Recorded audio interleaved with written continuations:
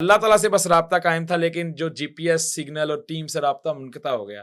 ہم سب لوگ ذہنی طور پہ شہادت کے لیے تیار ہو گئے تھے کہ الحمدللہ اللہ تعالیٰ کا شکر ہے کہ اگر ہم غزہ نہیں جا سکے لیکن قیامت والے دن ہم اس شرمندگی سے تو بچ جائیں گے. جو حوض کوثر پہ اگر نبی صلی اللہ علیہ وسلم پوچھیں گے کہ میری امت کے لیے کیا کیا، ہم نے کیا تو کچھ نہیں، لیکن اس رستے پہ جاتے ہوئے ہم نے شہادت دے دی.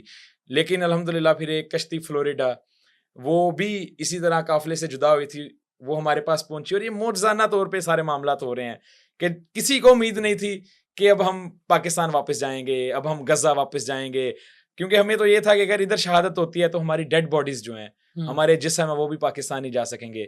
لیکن وہ کشتی پہنچی اور اٹلی کی نیوی نے ہمیں ریسکیو کیا، اور پھر ہم ادھر کھڑے رہے. 3 دن ہم نے انتظار کیا کہ ہمیں کسی طرح کی کوئی کشتی ملے، ریپیئر کروائیں.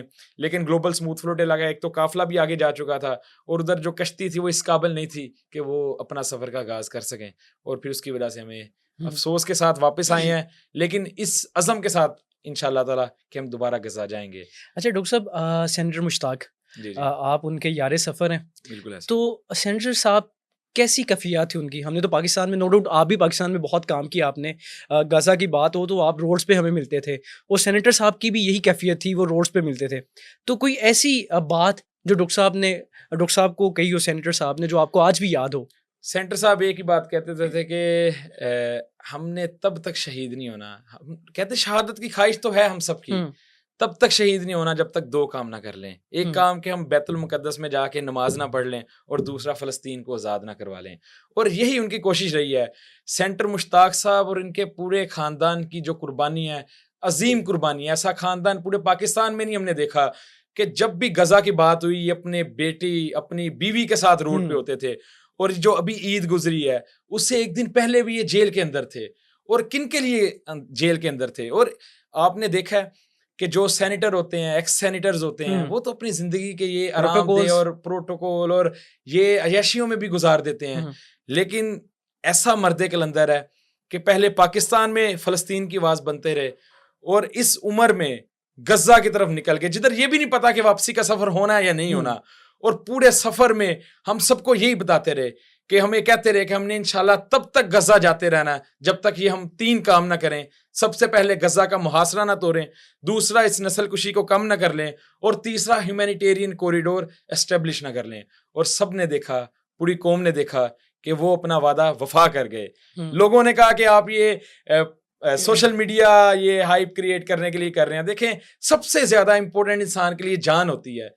جس بندے نے اپنے آپ کو یہودیوں کے حوالے کر لیا، اس سے بڑھ کے ہمارا قوم کا ہیرو کون ہو سکتا ہے؟ بلکہ انہیں کہا جاتا تھا جب پروٹیسٹ کے لیے نکلتے تھے، جاؤ غزہ جاؤ.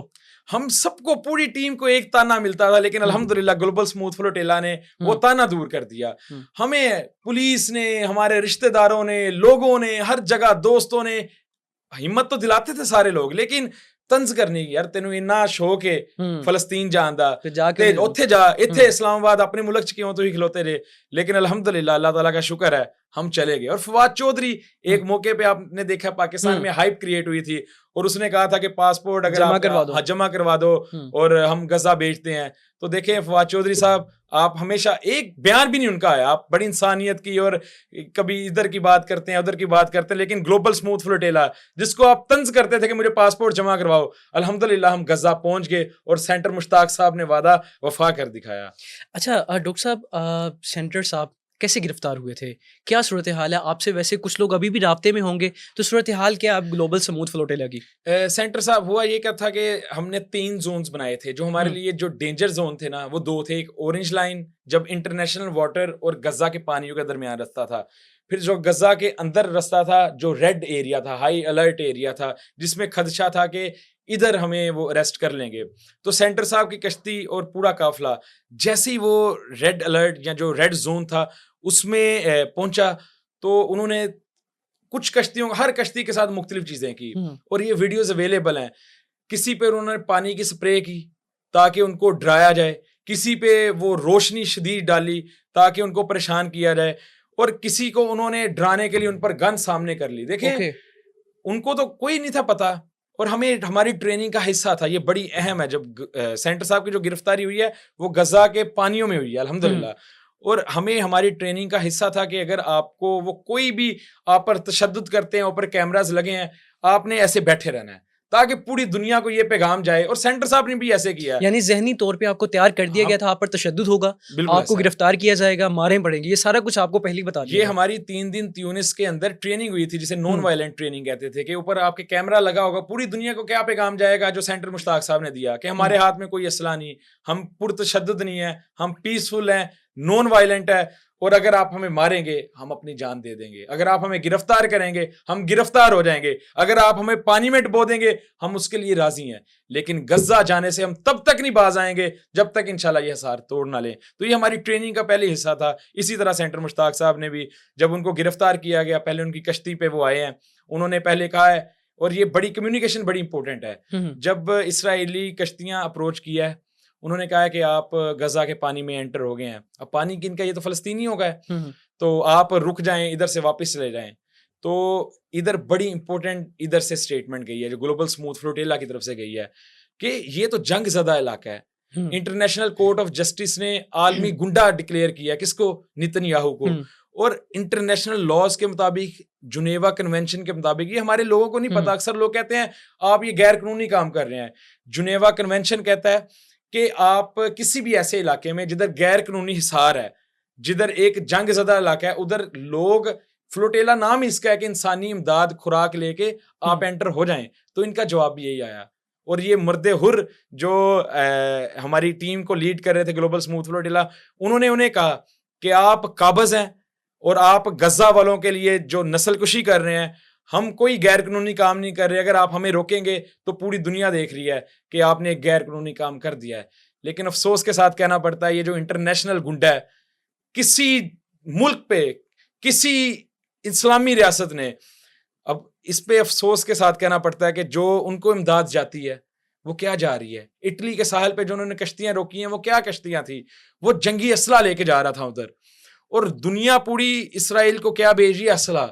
ہم امداد لے کے جا رہے تھے, ہم امداد نہیں لے کے جانے دے رہے, اور یہی پیغام انہوں نے دیا کہ آپ قابض ہیں, ہم تو آئیں گے, ہم نہیں رکیں گے. اور سب پوری دنیا نے دیکھا کہ وہ نہیں رکے, اور انہیں پھر گرفتار کر لیا گیا اور اغوا کر لیا گیا. اچھا, کوئی شہید بھی ہوا ہے؟ شہادتوں کی خبر نہیں ہے, لیکن یہ خبر ضرور تھی کہ 2 کشتیوں نے حصار توڑا ہے. ایک کشتی حصار توڑ کے دیر البلا کے پانی کے بالکل پاس تھی, اور ایک کشتی حصار توڑ کے واپس آئی سائپرس, جس میں ہمارے پاکستان کے ماشاءاللہ سید عزیر نظامی بھی شامل تھے.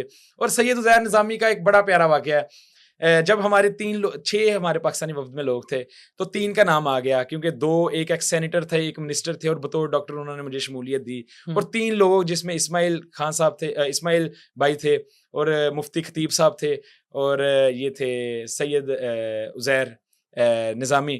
جب عزیر بھائی کا نام نہیں نہ آیا, اللہ تعالیٰ خوش ہو ان سے, یہ اونچی اونچی رونے لگ پڑے. باقی لوگ بھی رو رہے تھے, لیکن عزیر بھائی باہر ہو گئے اپنے آپ سے, اور اونچی اونچی رو رہے ہیں, اپنے اللہ تعالیٰ کو مخاطب کر رہے ہیں.